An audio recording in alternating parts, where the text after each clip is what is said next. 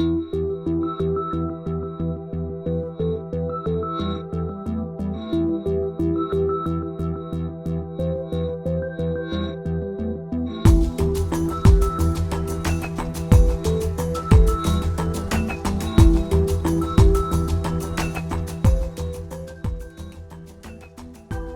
was approached about a year and a half ago by Iskander to look into a story called The Life of Cardboard.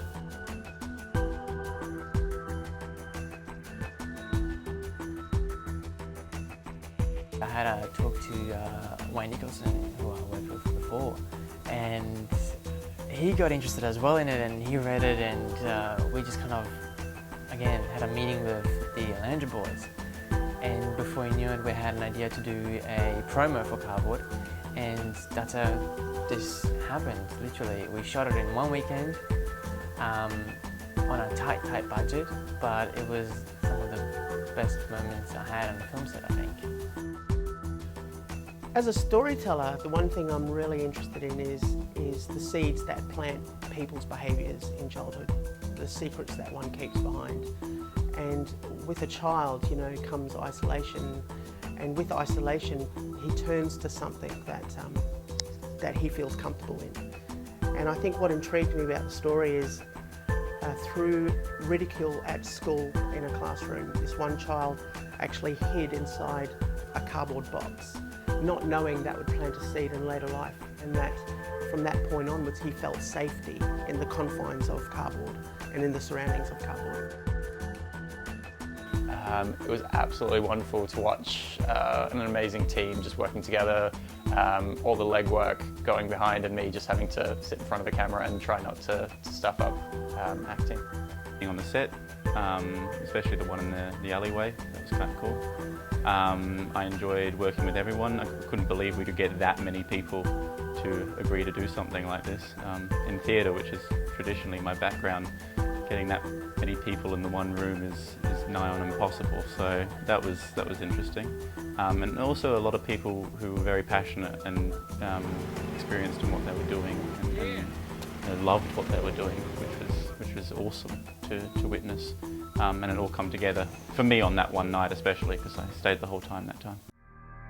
Constructing the cardboard castle was a challenge. Actually, that was really challenging because when I first started out, I sort of just stuck cardboard boxes on top of each other in different shapes, and it just had this real, box quality to it, and there wasn't much texture because cardboard's flat and it's really hard to create interest out of it.